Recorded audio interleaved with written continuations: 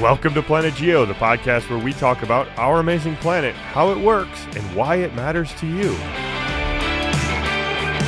All right. Well, hey, my little friend, Dr. Jesse Remick, how the heck are you? You know what? I'm good, man. I'm always excited. I'm always inspired after these talks with people. It's a good night. I am too. It's a good evening. It is a good night. I got to say, though, I'm sick of you making me so nervous before these interviews start because you give me a lot of crap. You throw a lot of shade my way for my technological difficulties, but you are on a roll, my friend. Every time you're having technological difficulties. Yeah, I'm like 2 for 2 with big problems here. You know what? I just need to restart my computer before every interview. It's only interviews. Don't you restart your computer a lot, though? Like you should. Do you not do that? No, I don't. I rarely restart my computer. Do you ever restart your phone? When it wants to update. That's about it. Jesse, no. You need to do this like every few days. You need to shut your phone down, restart it. Same thing with the computer. Let's go. Yeah. You need to do better with this. Yeah, this was I loved this interview. I learned a ton here. A large part of our conversation dealt with critical minerals and sand deposits. And those are really things that you would never, I don't think anyway, like intuitively put together, right? I certainly haven't. I don't know about you. I found it very interesting, very exciting, actually, the prospect for this. I agree completely and that was amazing. Question for you. I've been teaching for, a long time, right? We're not going to put a number on it. No, I've been teaching a long time. We don't talk numbers here. No, we do not. Jesse, tell me, have I been mispronouncing Placer my entire career? Placer or Placer? How have you been saying Placer, it? Placer. Placer. I mean, I've been saying Placer. No, this is like basalt one. People say it different ways. I think it might be, the Britishism of placer, maybe a little bit. Well, so because it's spelled Placer. Yeah. And to me, that's placer. Yeah. That's placer. Just like I feel better. So ALT is asphalt. Or asphalt. That's right. So so this came up in the interview. Okay. I said Placer and Dr. Anji Shah right away said it's Placer after that. And she didn't correct me. She just said the word her way. Yeah. Again. And I'm like, oh crap. I've been saying it wrong all these years. I actually made a note, Jesse, down below to ask you about this because I didn't want to forget. Like, I would have been mortified if you'd have said, Chris, you've really been saying Placer all these years. I've heard it both ways by very good geologists. Geologists much better than you and I. So I think it can go with whichever one you want in the end. Jesse, I don't give that up as easily as you do. Well, okay. I don't. Okay. Well, I don't have much to say to that. I'm just kidding. So just a little bit of Dr. Shah and her expertise here. She's a PhD in geophysics, really, a research geophysicist at the Geological Survey, the United States Geological Survey, the USGS, which we said. She is really an expert in these airborne geophysics data sets and has been looking at these, as we said, sort of heavy mineral sands in the coastal Carolina area in the southeast United States. She has an interesting backstory. I mean, a bachelor's in math and then actually a master's in applied mathematics from New York University, and then eventually went on, as she describes, to get a PhD because she's kind of interested in the outdoors and stuff. So I think Chris had a really interesting take on education as well, and interesting perspective. That's, again, just one person's perspective, but particularly interesting and particularly unique, I think, as a path to get to where she's at a very high level in the United States Geological Survey, kind of directing large portions of this MRI program. So, yeah, I agree, Jesse. She had a very interesting path into where she is right now. She didn't start off like, oh, I have this love for geoscience. That's the direction I'm going. She came about this in kind of a very roundabout way, kind of the way I entered teaching. It was not something I was going to... No, that's right. It was not on my flight plan either at all. No, that's right. Hey, well, Chris, I'd say let's get to it here. This is Dr. Anji Shah coming at you. Cheers. All right. Well, Dr. right. Shah, thank you for joining us. Welcome to PlanetGeo, and sorry for all the technical difficulties here in getting going, but thank you for joining us. We're really excited to talk to you here on PlanetGeo. Oh, it's nice to be here. Well, hey, Dr. Shah, is it okay if I can call you Angie, right? Is that okay? Sure. Okay. Jesse doesn't allow me to do that, so I have to, I always feel like I have to ask, Yeah, just to be polite. You still have to ask me too. So, Angie, we always start our interviews with this common question, and it's because I think both Jesse and I have a story of how and like our path into the geoscience world and the geoscience community. Can you talk a little bit about that? Was there like this aha moment for you or something that happened that led you down this awesome pathway called the geoscience world? Sure, yeah. So I think my pathway is a little bit less typical. I majored in math, and I was one of those nerdy types that always really liked math and physics, and that was a comfort zone. And I struggled with things like biology where I had to memorize things. And I did a master's in it and really wasn't finding it. And so I was young and in my 20s, and I moved out from New York to the Bay Area and just realized how much I love the outdoors. And I loved spending time looking at the mountains, looking at water. And the aha moment, I think, was when I suddenly found out that I could take all these I had math and computer skills, that I could take those skills and apply them to earth science, and that I could actually do the quant stuff, but also get field work where I could be out on the ocean or where I could be hiking through the woods, and I could do all this fun stuff while doing science. It's pretty neat. Yeah. So that's awesome. Angie, I want to put a pin in what you said about combining your math and physics with the geology world when we talk about getting into geology and careers. And we have a fair number of listeners that are very interested in that kind of pathway. And so I do want to make sure, Jesse, remind me, we got to come back to that for sure. I will. We might be fighting over that question later on, Chris, because I'm really interested in your perspective on that, Angie. Because so you have a master's, is that right? A master's in applied mathematics? Yeah. Okay. I have a master's in applied math, and yeah. But that's not the final one. The later thing was the PhD in Earth and Environmental Science. So that's what enables me to do geology. Well, let me ask you what everybody asks all of us, PhDs in geology. What does a master's in applied mathematics do? Like, what was your thesis title, and then what was your PhD thesis on? And were they like linked? This is kind of a leading, I don't know, that's a good question, Jess. Were they linked in a direct way? Was there a direct line to them, or were you sort of like going out on a limb in your PhD? Gosh, well, okay, so if you get a degree in math, what I was finding is that I was basically kind of a high-end technician there to solve other people's problems.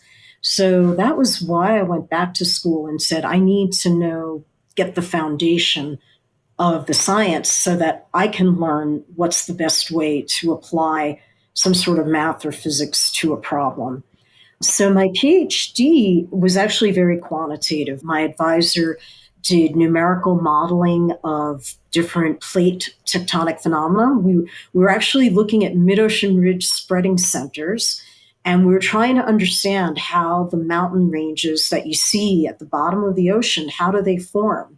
Why is it some of them have a valley? Why is it some of them show a mountain? How big is the mountain? Why is it that big? What are all the different characteristics? And we actually went to the laws of physics to try to understand the real processes, to say, okay, what is it that's driving this? What are the forces? What are the thermal conditions? Because you've got volcanoes, you've got a certain heat distribution. So we were looking at all those technical aspects. But at the same time, I also had this opportunity to go out to sea and collect data and like to do other things. Yeah, you could spend anywhere from 40 to 48 days out on the ocean in the middle of nowhere. Holy cow. And if you don't get seasick, then you're luckier. And if you do, there's a lot of medications. But that was, and that was another thing. And I was lucky, my advisor encouraged me to do this because I wasn't just doing the math and the computers, but I also got to see brand new data. Because it's the bottom of the ocean, you have to measure things indirectly. You just can't walk there. It's not very easy. And so we would look at the magnetic fields, changes in Earth's magnetic field, changes in gravity fields. And then I was lucky I was on one cruise where they actually did have Alvin dives. So they had geologists dive down to the bottom and look at the geology and make those observations. And they were So, like grabbing samples of the seafloor with Alvin with the yeah, arms and stuff. Oh, totally cool. that's Oh, right. Yeah, that's yeah, yeah. Did you ever get to go down in one of those? I got Did to you go ever get once. to do that? I You did? get to You go did an once. Alvin That's dive? unreal. Oh, that's Can you so tell me cool. about that a minute? Like, what was that like? Well, it was amazing. I mean, so at that point, I had been studying mid-ocean ridges for, I don't know, about 4 or 5 years, and they were very mysterious to me. And yeah, it was just amazing. It was like, okay, here you are. This is what it looks like. And Wow. I think Wow. the best part about it though is what I saw at it. You know, it's a tiny little window. I don't remember. It's something like 8 inches in diameter or 10 inches, something like that. Then years later, I got to go to Hawaii, to the Big Island where they have all the new flows, and you realize that, oh, this is like what we're seeing on the seafloor. So it was kind of cool to make that connection and realize that there are these different exotic locations, but you see the same phenomena going on. So that was kind of fun. That is really Oh, cool. that's super cool. Okay, Chris, I think maybe we should just dive right into the kind of the sort of education style questions real quick, because I'm curious, Anji, because at Penn State we have some geophysicists who do numerical simulations, and the PhD students who start in groups like that usually come from different backgrounds, astrophysics or different fields that come in and have a lot of computer sort of knowledge or sort of physics knowledge, I suppose. And then I have students in my group who are like have biology degrees more or less, right? And so, how did you find? Because Chris and I grew up in the geosciences, like academically, right? Like we were geology majors in undergrad, learned all the terms then. But you kind of came in as a highly educated person Much in a different later on, field, right. and you were kind of exposed to it later, like tangentially. How did you find? I mean, what was the most surprising thing about geology, I guess, is kind of the question. And how easy was that transition for you? Because I think we get this question a lot from listeners who are thinking, I have this passion for the kind of like yourself, outdoors or geosciences, like being a volcanologist sounds really cool, but is it too late? Could I pursue this career still? Like, what was your experience like in that I regard? guess I think the most important thing is to be patient. You know, I did come in with this math and computer background, and it took a bit of time to learn the geology. And it was lucky for me. Well, I wouldn't say lucky. It was important for me to be in an educational institution where I had people who were willing to mentor me to help me bridge that gap. And it's Did you find still. yourself did you find yourself overwhelmed with the terminology for a while? Because I'd imagine you started. Sometimes. I did, coming from a liberal. I went to a liberal arts college, and I went Yeah, to an institution for my PhD that had is Canada. Like everybody, geology yeah. majors in Canada have a ton of classes that I I think never took, and it yeah, can be I mean, I tough. think Yeah. it takes a lot of time, and I think it's important to just be around it a lot and to keep talking to people. And you start to realize it's like a language, but people are talking about very specific things. And then to always be ready to learn something new because there's always something you don't know. Yes, that's wise advice. Yes, and remember that like everybody else doesn't know either or doesn't know different stuff. Like you have something to contribute. Your background gives a strength in some Hmm. ways. The different your Yeah. different approach is a strength in many ways. And Um, I will say that I think I was fortunate that I had faculty who were willing to take a risk with someone who didn't have as strong a geology background as some others. But at the same time, I also think if you're going to switch fields, it's very important to have something you can bring to the table. That way, you're still contributing something. Right. It sounds to me, Angie, as though you found a way to marry your passion for math and geophysics is a perfect fit for that. Did that prepare you pretty well for making that transition? It helps, but I think there's still a lot to learn. And I can say that I started off my graduate work in mid-ocean ridges, but when I was finishing my degree, I realized I wanted to do something much more applied. So I had to start from scratch again and now learn processes on the continents. And again, it was so my postdoc, I ended up taking these gravity and magnetic methods and I applied them to Chesapeake Bay. So I was getting a little bit closer to land, but that meant I had to learn more about sedimentary geology. And we also looked at an impact crater. So I learned about impact craters. Yeah, so every time, I mean, again, you always want to have something you bring to the table, but also be ready to learn and do new things. And again, try and get mentors who are experts to help you out. So maybe we could just finish that thread, Angie. So this postdoc was at the Naval Research Lab, is that right? You went to Yeah, that's Naval right. Research, yeah. And then you went and worked for Raytheon, and we've interviewed other people who have who've worked in the defense industry as geologists, and then have kind of come back in various ways. What was that path like? Going to work for Raytheon, and then I think you started at the USGS after that. Is that correct? Well, when I went to work for them, they weren't Raytheon. They were Dynamics Technology, and they were definitely much more on the research side. And they were doing a lot of marine instrumentation. So that was a connection there. And they were looking at magnetic. One of the applications was to look for like seafloor IEDs, that sort of thing. But I'll be honest, I missed being able to do earth science and I missed the more academic style of research. So when the USGS position opened up, I felt that was a perfect fit because the work they do is very applied, but it's also very technical and it's also research as well. So that's why when I saw that open up, I jumped on it and I was lucky to get it. That's a perfect segue to the next thing I want to ask you about, Angie, is you work at the USGS. Can you just tell everybody what a day in the life of Angie is like? And what do you do on a USGS is the United basis? States Geological Survey. Maybe we should get that term out there.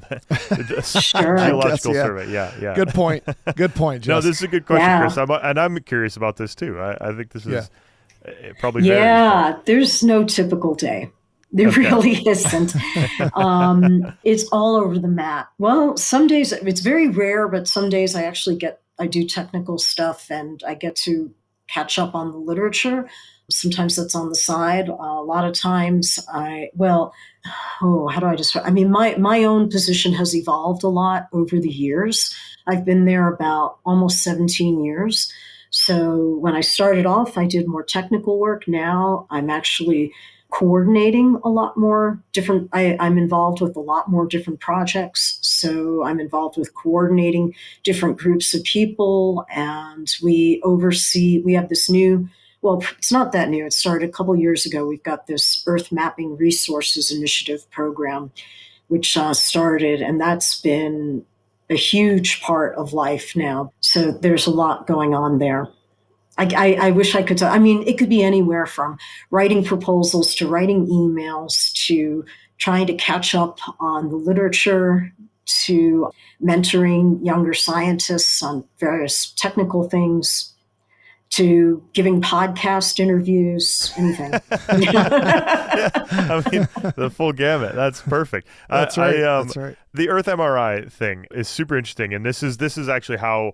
I mean, I saw you give a talk at SEG, and Chris can attest to this. I went to the SEG conference in London. I'm not an academic geologist, but I was like, I had some funds from Penn State to kind of explore the critical minerals world a little bit. And so I said, okay, I'll go to London. Chris can attest to this. I was quite cranky just as a human being before that. And I came back all fired up about the critical minerals. And your talk was one of the reasons why, because it was really... You went to see her in London, Jesse? I didn't know it, but I did see it. Yeah, I did see Angie give a great talk. And it was really exciting. And I don't know, you were talking about, I think, coastal Carolinas and this broadly geophysical surveys looking at heavy mineral sands. And so I guess I want to talk about that specifically. Like, what is the story there? Are there heavy mineral sands in Michigan, for instance? All these kind of interesting questions. But can you maybe set the stage for the critical minerals mapping, the MRI, the Earth MRI thing, just broadly first for us? It's kind of interesting because there's starting to be more and more recognition about the importance of mineral resources, especially critical minerals. So, well, somebody once phrased it this way: everything that we use in our daily lives is either grown or mined. So that coffee mug, you can think about it, that comes from some clays. Where does glass come from? The computers have much more complex array of minerals that go into them. If you've got some nice bamboo cutlery that was grown, that's a little different. But so much of what we use has to come from some material in the earth. Like I'm looking at my desk right now, and I'm seeing the wood of my desk. I'm seeing my monitor. I'm seeing the mouse, the keyboard, my mug of tea, and thinking about where all these things come from. So these things have been important for a long time, but now we're talking a lot more about critical minerals. And what the definition of what a critical mineral is that this is a material that is so vital to our day-to-day lives. So you can think of something that goes into a computer or a cell phone, or goes into an advanced defense system, like rare earth elements are a good example of that. They're so important, but our supply chain is at high risk. And rare earths elements are a really good example of that because we get most of our rare earths from a single country. So that single country has a lot of control. It used to be 100%, now we're up to about 95%. So if anything doesn't go well with that country, then our economy could really be impacted. And these minerals are becoming even more important as we're thinking about climate change and we're thinking about energy transitions and looking for alternatives to fossil fuels for energy. There's interest in doing that. I won't get into the debate about it, but in order to achieve that, you do need certain materials. For example, for solar panels, the material in the glass involves rare earth elements. For wind turbines, they have supermagnets in them that also come from neodymium. If you want an electric car, the battery, you need things like lithium and other materials for the batteries. So there's a lot of attention coming in that direction as well. There's been a lot more recognition about the importance of critical minerals. And with that, Congress has put funding behind it. And so the big question is, well, what are our domestic resources? We don't even have very good knowledge of what they are. We don't have the most state-of-the-art data.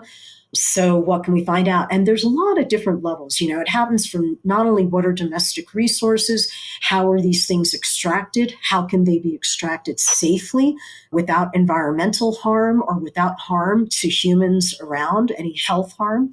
That's a big question. How can they be processed efficiently? How can you manage the waste? So there's so many different questions. The USGS, we come in kind of at the beginning of that stage of this multifaceted effort, which is just saying, what's our domestic geology? What are the mineral resources? So that's where the funding has come in to collect data to better understand what's in our country. But now I also want to bring up one thing. It's not only for critical minerals.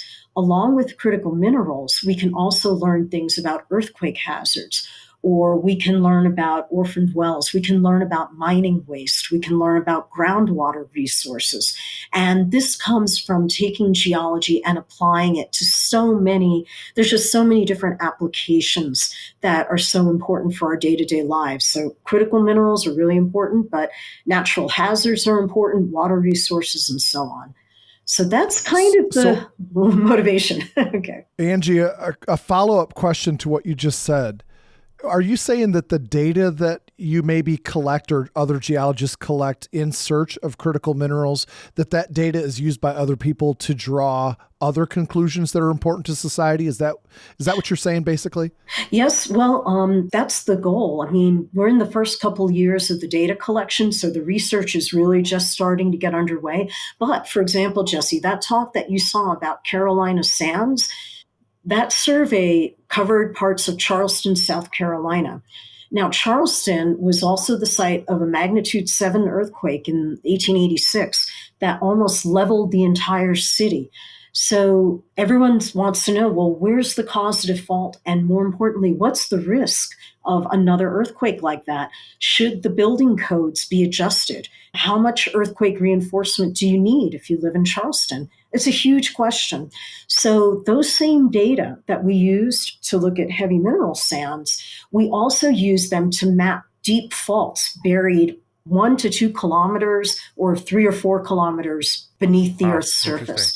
And that informs us about earthquake hazards. So that's just one example, and there's a lot of other examples. Yeah. So That's a great example. that is a really cool one, and I want to know more about the methods. But before we get to that, I have just a more general question, because I know Chris and I have talked about this, and going through school in Michigan, and then when I moved to Canada for my PhD, but especially like the early days in undergrad and stuff, having a geology degree was sort of like, you were a little weird. You were, what are you going to do with that? People were kind of questioning, what are you going to do with your geology degree? And my sense is that right now, that's not the case. Like, I mean, just news articles. I mean, it seems like every week the Wall Street Journal or the New York Times has an article about critical minerals or about some mining. Geology is just in the news in a much bigger way. Do you? Yeah.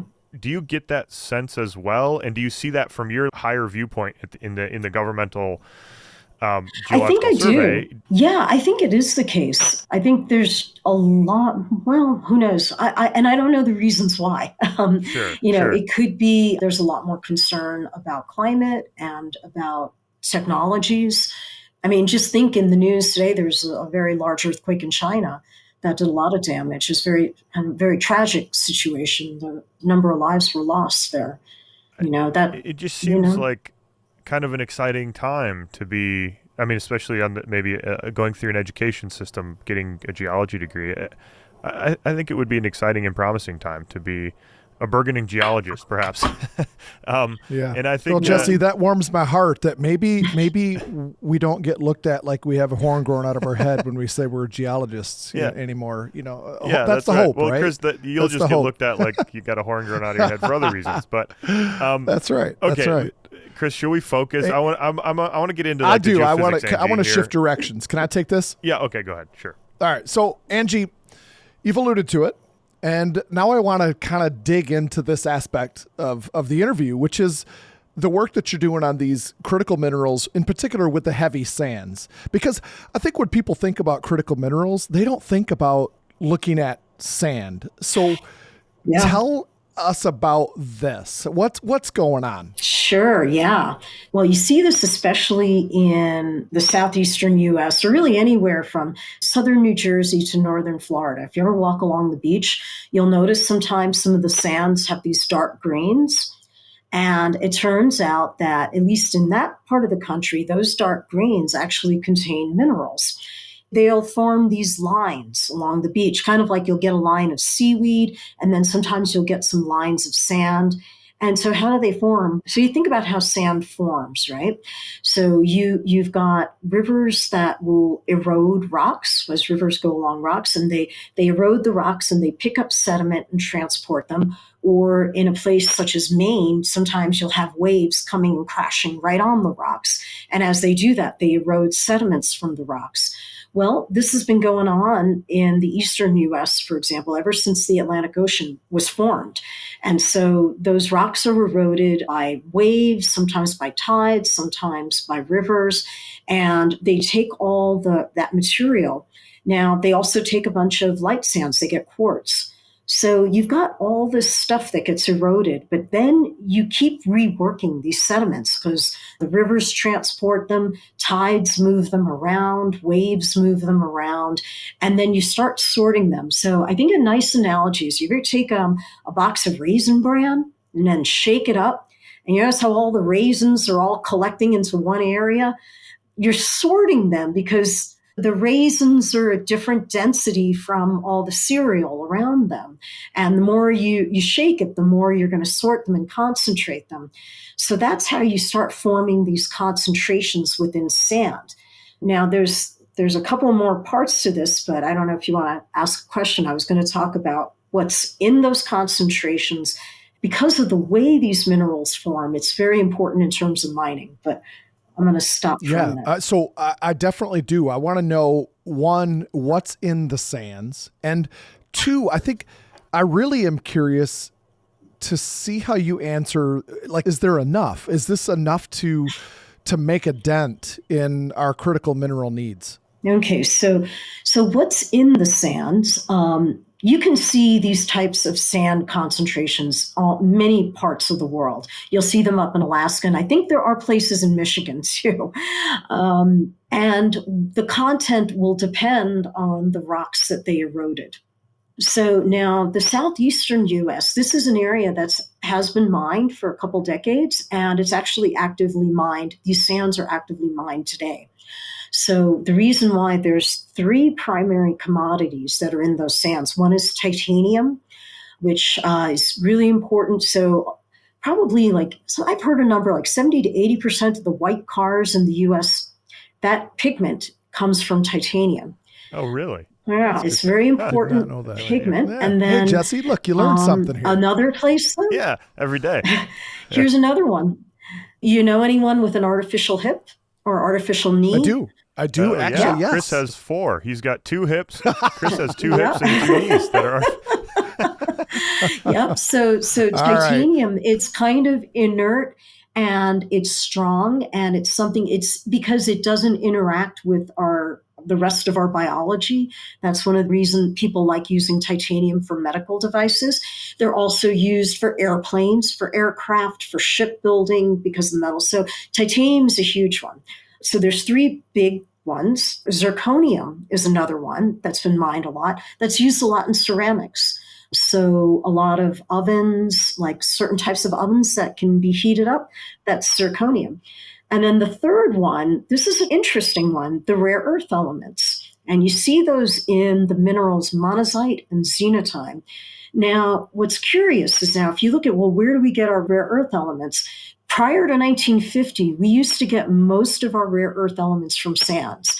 But then in the 1950s, production started to shift to the Mountain Pass, the one in California. It's a carbonatite type. And they're also shifting to China clays. These are clay hosted. So the production just moved. It was trends, the number of reasons why it switched.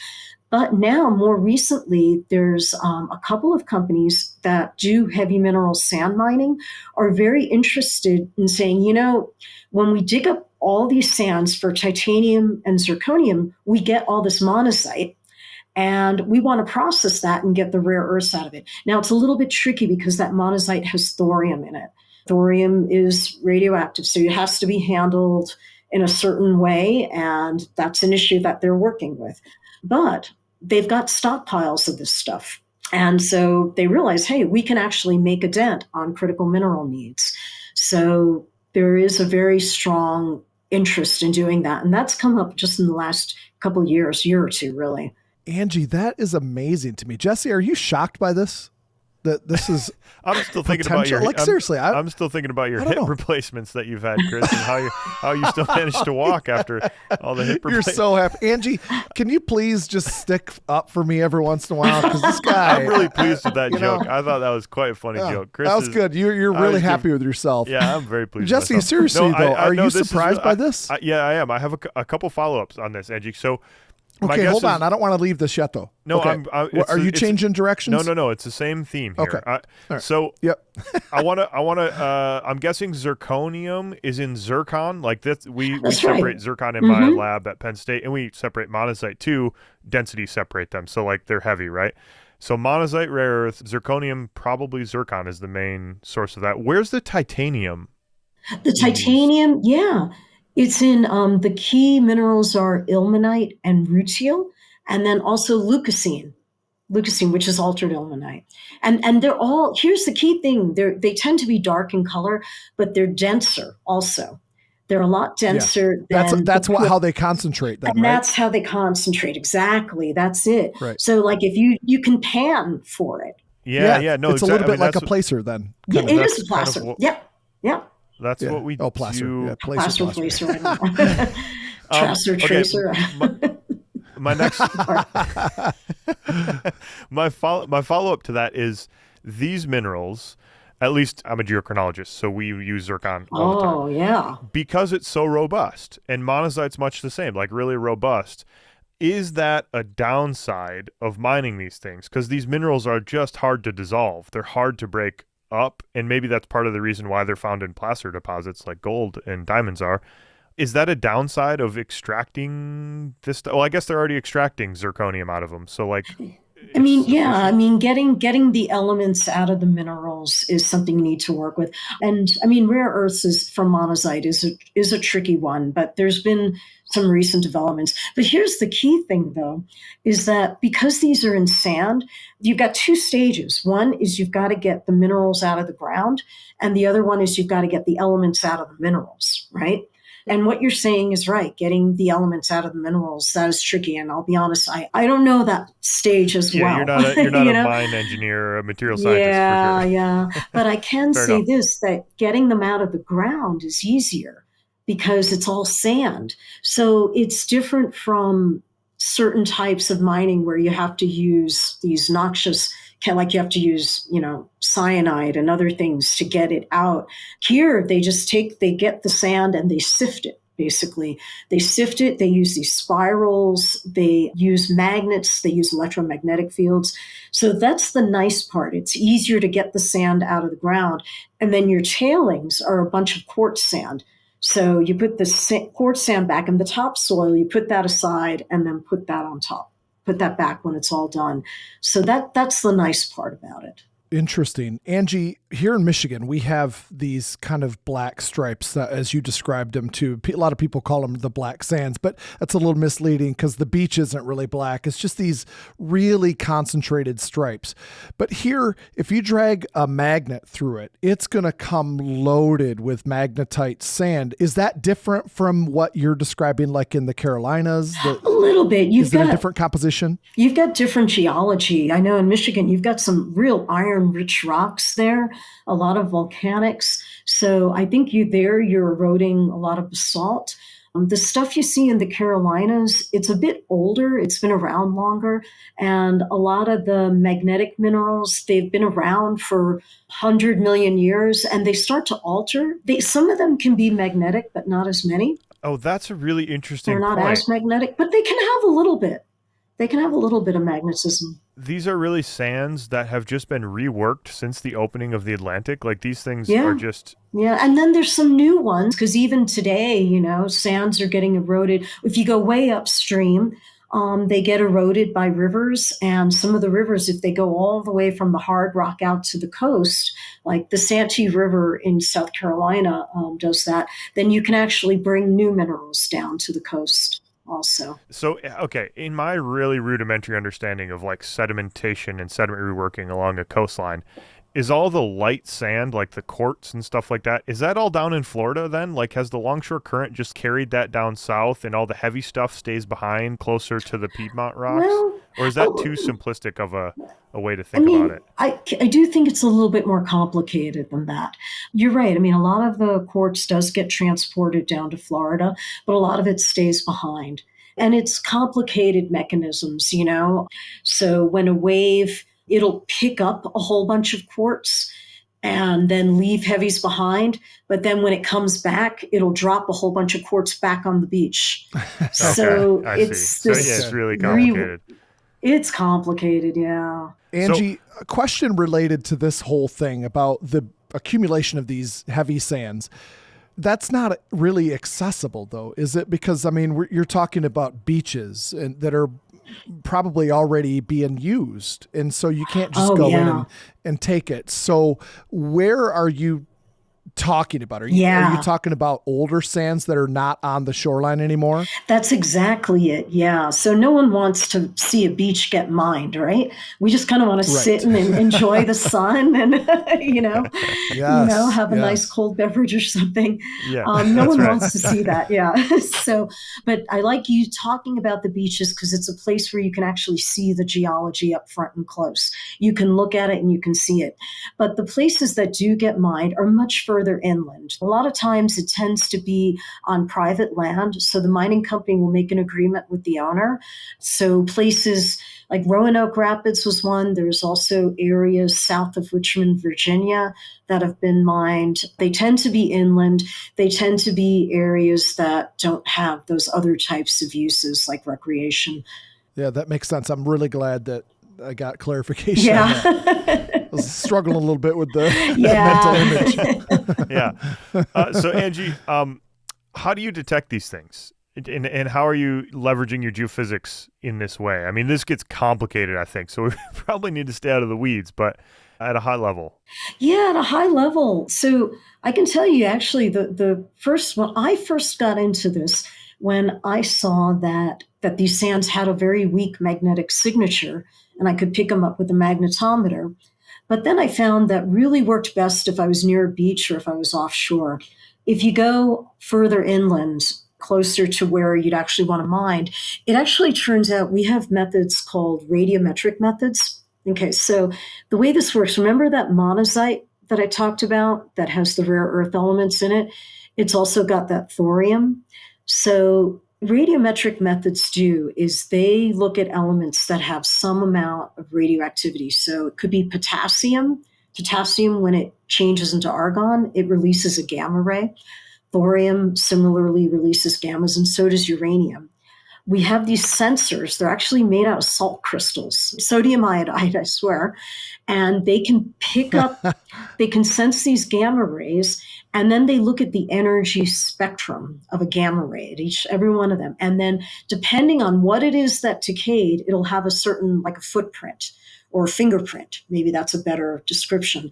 And then so we look at those fingerprints or footprints, and from that we back out. If I take this sensor over here, how much is there a lot of potassium there? Or is there a lot of thorium? Is there a lot of uranium?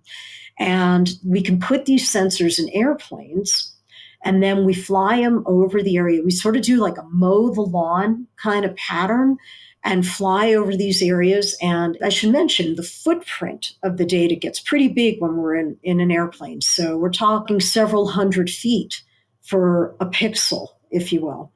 But then we can find. Okay, well, how high are you? If we can do it, we'll go 300 feet to 400 feet above ground, which is pretty low. It's very, very low. If it's a more populated area, they want us at 1,000 feet. And that's just a safety consideration. Do you get diminishing returns when you have to go that much higher? You do, because you can think about it. We're trying to look at gammas coming out of the ground. So the further up you are, then the lower the probability that that gamma is going to hit your sensor. So it becomes a signal to noise kind of thing. So interesting. Do you have to be in the plane? No, in fact, I can't. I'm not supposed to be in the airplane, and I wish I could. But why not? Why not? Okay, so these are special airplanes. What they do is they pull too out. much brain power, Chris. It's just too risky. Well, to be honest, So they would allow you on, Jesse. Yeah. You and I could be. They'd be like, no problem. We need ballast in the back. Actually, just go stand Could back Jesse there. go? Sure, Chris, you can come on too. That's no problem. I got to ask you this: how's your patience and how's your bladder?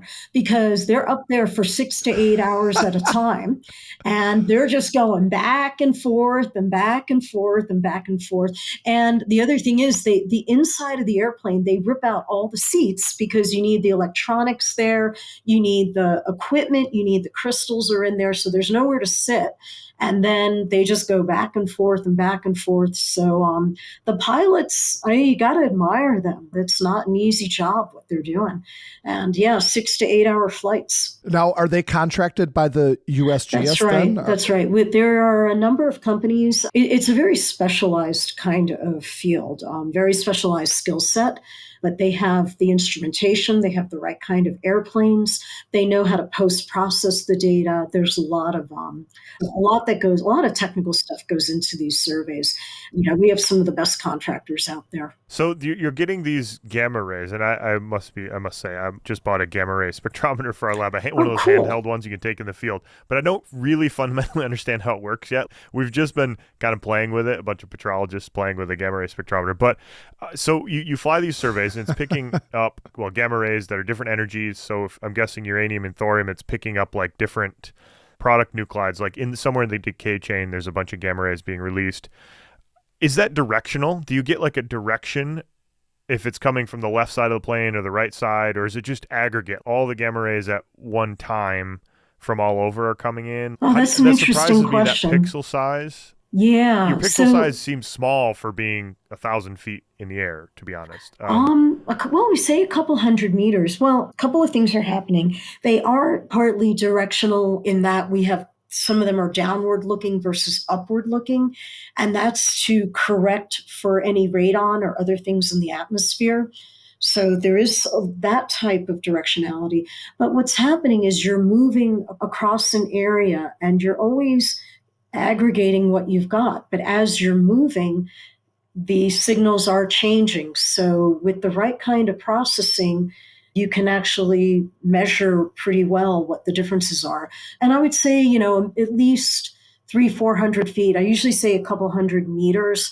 It's really a normal distribution dominated by what's immediately beneath you. And I don't think we want to get into the Yeah, complexities of that. that's pretty weedy. But yeah. So, well, then you But follow up anything interesting mhm. with like handheld stuff on the ground, like boots on the ground There are measurements, times, yeah. okay, Yeah, in fact, to we really did do that. identify. In fact, we did that up in Maine. Yeah, that was kind of interesting. I don't know if you saw this bit. I bet. Oh yeah, Yes. actually, in this article, you guys, there was a big press release about, or a big article in Science on this. I think, right? Was it That's Chris? right. We talked about this. I think, like Yeah, we did. We did. Yep. Yeah, earlier in the yeah. spring, maybe, or It something was like it that. was Yeah. Okay. strange. We were flying over Maine and we just noticed this anomaly in this one area. It was about 800 meters by a couple hundred meters wide. Well, no, I'd say about a kilometer by 800 meters to a kilometer long and a few hundred meters wide. It picked up on a couple of flight lines. And we said, what on earth is going on here? And so we're collaborating with a professor at the University of Maine. And he said, I'm going to go look. And he went out and he brought his portable XRF, which is a way of quickly looking at chemistry of the rocks. And he said, okay, this is interesting. There's rare earth elements here. And so we said, okay. And so we went and we did kind of a multifaceted study on it. He got a bunch of samples. We did proper laboratory measurements on them. We took a handheld gamma spectrometer, exactly like what you're talking about. And then we did a walking survey much closer to the ground, because when you're closer to the ground, then your footprint is a lot smaller. It can be just, a few feet at that point. And we looked at that, and looking at the samples, it turned out that the rocks were very enriched in niobium and rare earth elements. And we kind of mapped out the spatial extent of it. What we don't know is how deep it is. But the spatial, This wasn't a placer, was it? No, this is hard This was rock. bedrock stuff. Yeah, it's right actually on. very fine-grained volcanic rock. So trachyte is the name of it. And it's hard rock, and we don't know how deep it is, but the dimensions are very similar to there's a deposit in Australia, and it's a known deposit because they've drilled into it. It's similar in spatial dimensions, and it's also very fine-grained volcanic rock. It's similar, it's got rare earths and niobium and zirconium. It's got all of those, and it's worth a lot. So we don't know if this one in Maine is worth that, because we don't know how deep it is, but it's intriguing. Yeah, that's very interesting. Super interesting. Yeah. Go ahead, Chris. Okay, you described beautifully the radiometric methods for your airborne geophysics, if you will. How often do you use something like LiDAR to see through the canopy as well? Because you talked about flying through Maine. I mean, Maine has a canopy of all canopies. Yeah. And I've seen some LiDAR and how it's used to maybe map out ancient mass wasting events and things like that. Do you use the same technology a lot? I do, actually. Well, it depends on the method. So I mentioned magnetic methods and radiometric methods. The radiometric methods measure very shallow sources, so like only a couple of feet. So if we do an overlay on LiDAR, it actually really provides us the context, the geologic context. So for example, in the Carolinas, I can see where the floodplain is, or I can see if some sands, if they're from an ancient shoreline, or if it was once more like a tidal bay or an estuary. So that's a really nice way to use the LiDAR data. If you're trying to look deeper, though, like something with magnetics, it's a little bit trickier, because now you've got a separation between what's at the surface and what's down deep. So you could kind of iterate between those two, Yeah. those three methods, kind of depending on what you're after to get an integrated view. You published this map, or the surveys from Maine, right? And then, or maybe not published, but it's public It's out there. information. And the Carolinas one as well. New Jersey, Delaware, Pennsylvania, anything? Are you working your way up towards us or even to Michigan to go map, Chris's mineral sands there? You know, I guess I'm asking what's next for Earth MRI? Like, what's the next couple years look like? Are you guys just cranking through loads of surveys, or what's yes, we are cranking through loads of surveys. There are tons of surveys, and I should mention all the data become public and they're available for free. If you just Google Earth MRI acquisitions, you can see what we're up to right now. And if you click on a data set, if it's complete and the data are out there, it'll give you a link to that. So you can always find the data.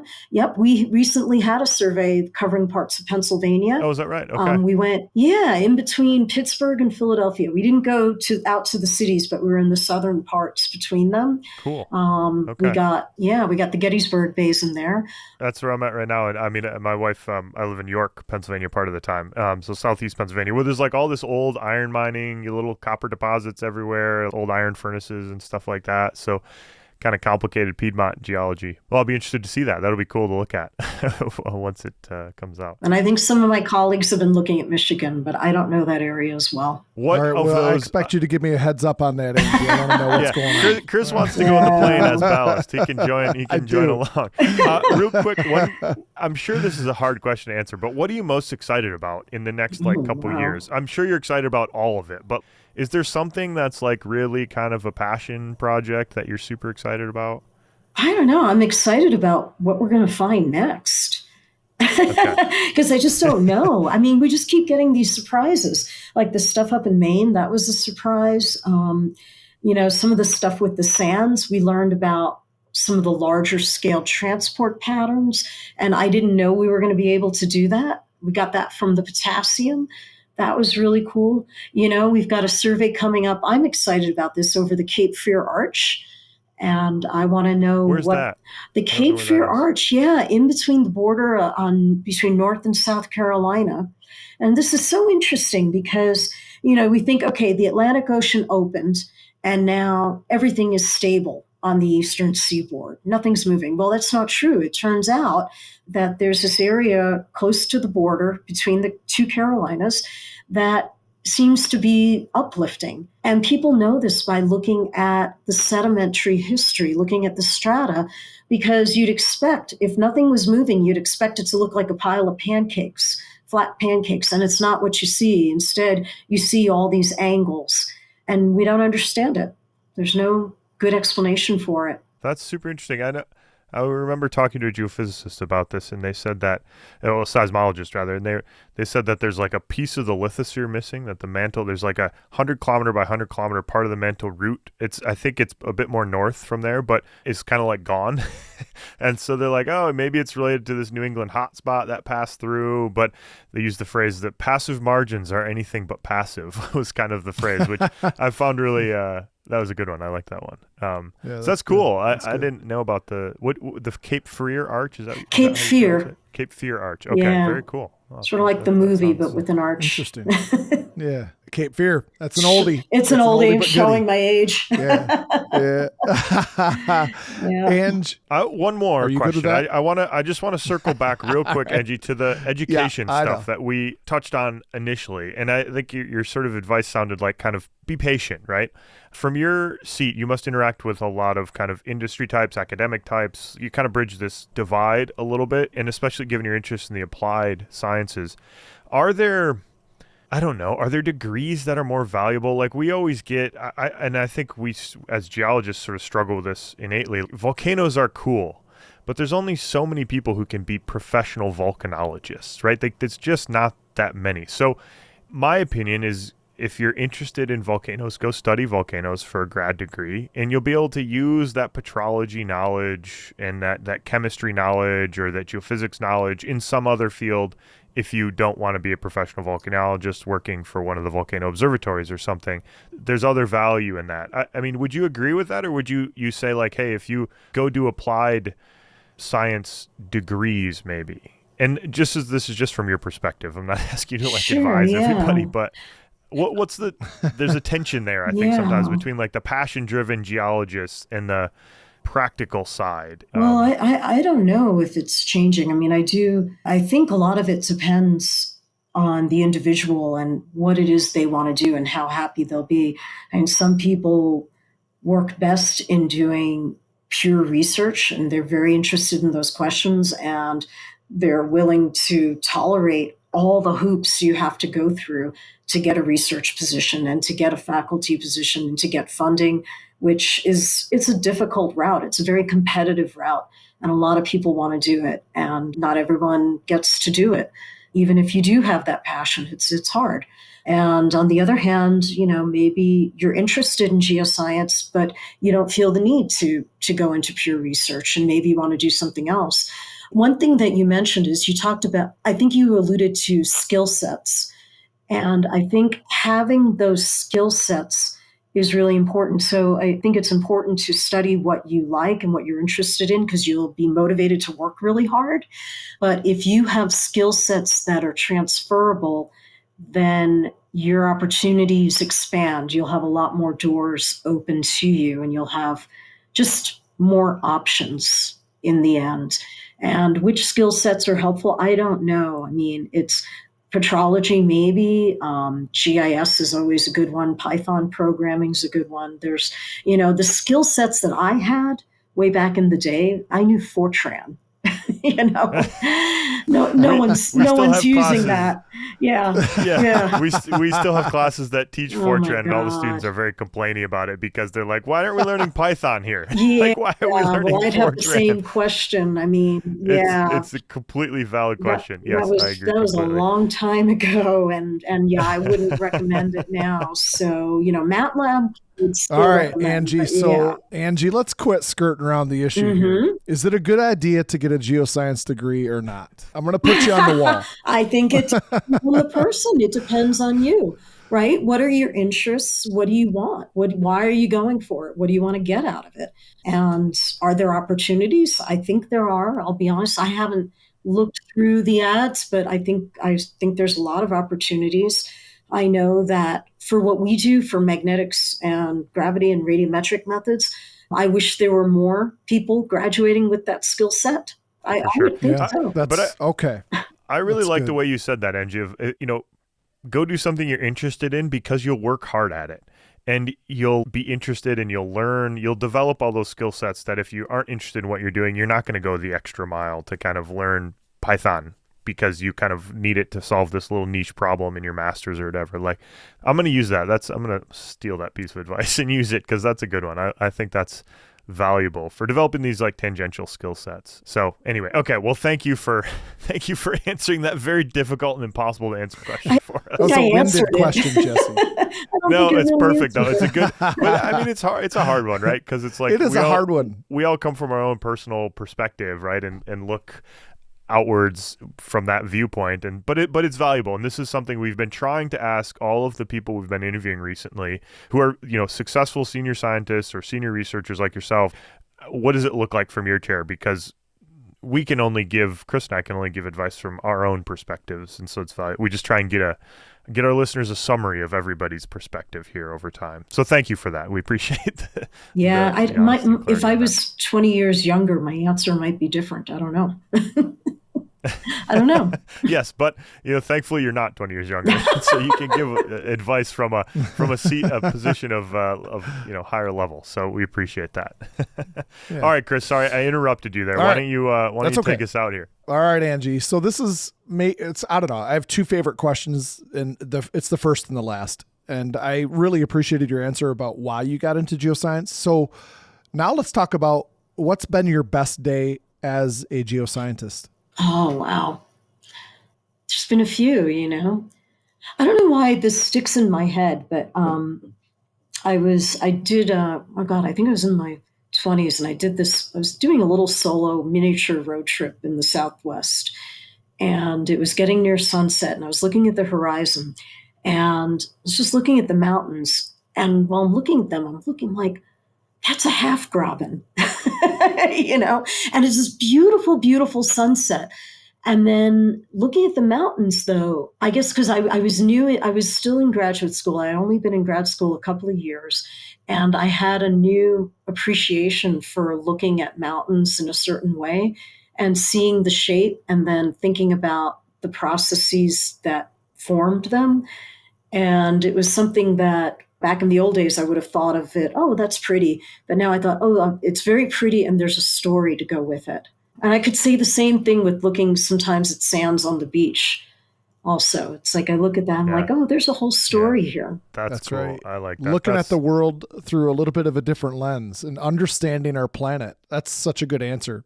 It adds so much more. It adds a connectedness, right? That's kind of what you're saying. You know, even my aunt, she's not a geoscientist at all. She's not any kind of scientist. But she learned from a friend. She said, you know, every rock has a story. And that's nice. I like and that. It's like, That's I don't understand them, but they all have their stories. Yes, that's a good one. Well, that is a great spot to end on. Thank you, Anji. This has been such a pleasure. I've learned a ton, and I'm very interested in the sands now, too. This is very exciting stuff, and I'm looking forward to seeing some geophysics from Pennsylvania, too. We can investigate what's going on there. And if you need people to walk around and follow it up with a handheld gamma ray spectrometer, I guess we'll figure out how it works. We could walk down the road and point it at some rocks, too. Yeah, Anji, absolutely. I secondhand everything Jesse said, learning about the critical minerals and the sands. I don't know. I didn't know that. That's exciting that this is, you know, it's more viable than I think I ever would have imagined. And I think that's very exciting. So thank you so much for sharing that with us. And thanks for giving us your time. Yeah, absolutely. We really appreciate it. We really appreciate it. Thank you very much, Anji. Hey, that's a wrap. Thanks for listening. You can find all of our content on our CampGeo mobile app. You can find all of our old podcast interviews compiled there in some sort of order. You can also find CampGeo, our physical geology introductory course for the geosciences, audio files with images, all the images you need that we think you need to learn the basics of geology. You can also learn the geology of the Grand Canyon, geology of Yellowstone National Park, and a short series on Earth's climate. All there on the CampGeo app in the first link in your show notes. If you want to donate, subscribe, follow us, email us, or learn more about us, you can head over to our website, planetgeocast.com, and send us an email, planetgeocast@gmail.com. Well done, Jesse. Cheers. Thank you.